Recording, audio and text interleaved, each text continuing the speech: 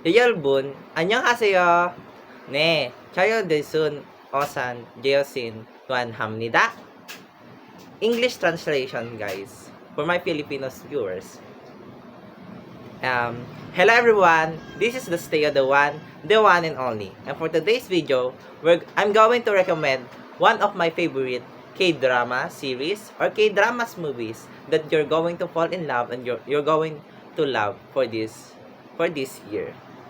So let's continue this video, and hopefully you click that subscription button below and subscribe and like and comment, share my video. So one of my favorites in year 2025 K-drama or K-drama movies is Be My Boy, Way Back Love. That's the title of the K-dramas. This movie is the best K-dramas of the year 2025. And for the next one is 18 Again. So this series or this dramas it's amazing series because na-reincarnated siya and bumalik siya sa hindi siya na-reincarnated, guys. Bumalik siya sa binata niya, which is sa age ng 18. So I love this drama, is nakakatawa and love siya, guys. So please, kung di mo pa napapanood, panoorin mo na. And followed by Word of the Marriage. So maganda to, guys.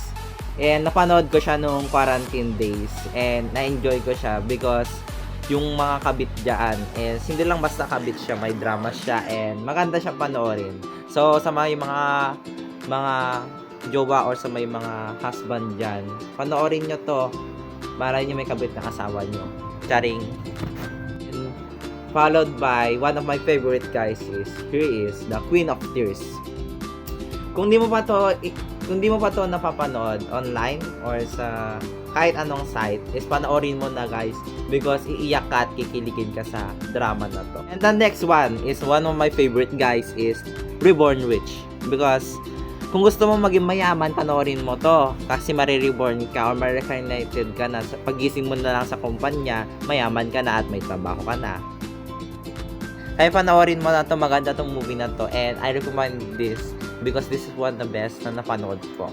Pag sinabi natin the best, hindi lang siya one of the best, is greater than the best. Yung Joggy ako naman, guys, is dito ko ang cute ng panood na to, guys, nakaka-inlove, is The Twinkling Watermelon. And natapos ko siya na nagpupuyat ako, guys. And walang tulog yun. So, panoorin nyo na tong K-drama na to. Kung naboboring ka ngayon, wala kang ginagawa, sira ang cellphone mo katulad ng cellphone ko ngayon, is panoorin mo na to. I recommend this video. You're going to fall in love. And kung tamad ka naman panoorin, meron naman mga spoilers sa TikTok, tignan mo na lang. Kung mahilig ka naman sa mga law or justice high, papatok ito sa iyong panlasa, which is the Justice High, Temple Justice High. This movie is amazing movie, amazing drama, and nagkaroon ng justice from the title below. Hilig ka naman sa mga Wattpad, may recommend ako sa inyo, guys, na parang siyang Wattpad, yung mga handsome guys na napo-fall in love sa mga not attractive girls, I will say, is the Love Alarm. Maganda tong movie na to. Yes, hindi siya ganun ka-latest. Parang old na siya. Pero panoorin mo pa rin to. Maganda pa rin tong movie na to. And kung mahilig ka sa loves or mga love drama, sa K-drama, and fan ka ng love series, then panoorin mo ng Love Alarm para magising ka din sa katotohanan. K-drama love series is The Nevertheless. So this K-drama is parang siyang Jagya mo, and yung mga characters dito ang attractive, guys, and nakaka-in-love siya, guys, nakakakilig, andun na yung intense excitement and joy. Kaya I recommend this series or this drama to watch. Mga kabataan na mahilig din sa mga love lives, is I recommend this is the Present of Youth. Ito naman is nagtatakal sa mga youth or of us among individuals na bilang kabataan na, na naka-experience ng ganitong tragic life.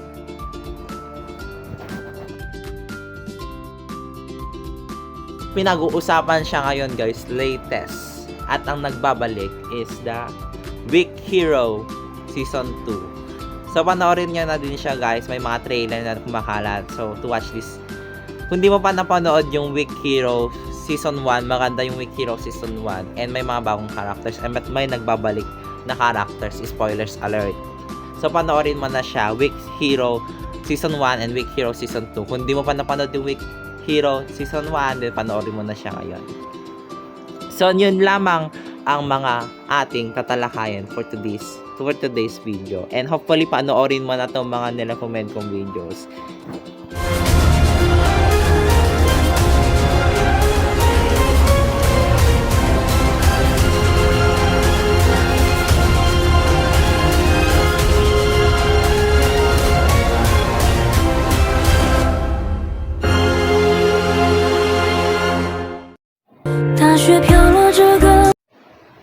So that's it, guys. Thank you for watching my video. And that's all for today. My recommendation for the K-drama series or K-dramas movies that you're going to love and fall in love. Not totally fall in love. You're going to like lang pala. Because magkaiba yung fall in love, mag-iba yung love and yung like. And speaking of like, please don't forget to like my video, subscribe the notification below, share and comment below what your insights of my recommendation for today's vlog. And kung mahilig ka naman sa mga movies or mga fictional or non-fictional movies, is panoorin mo ang aking mga susunod na vlog. And don't forget, kaya mag-subscribe ka na below para mapanood po pa ang aking mga susunod na latest vlog. And that's all for today's vlog. And this is the Stay of the one and only. And for today's quotes or for today's video, and never forget to pray for the Lord and trust God and seek for help. And it is within us the nurture of love in ourselves. And as K-drama fan, don't fall in love with just characters. Fall in love with those personalities. Don't fall in love with those looks. Fall in love in deep rooted. Thank you. So, final na to, guys. That's all for today's video. Don't forget to like and subscribe again. Nasabi ko na naman for today's vlog. Please, don't forget to subscribe, the notification below, and follow me also in my social media accounts. Thank you. Bye-bye. Yung hamnida. Annyeonghaseyo. Bye-bye.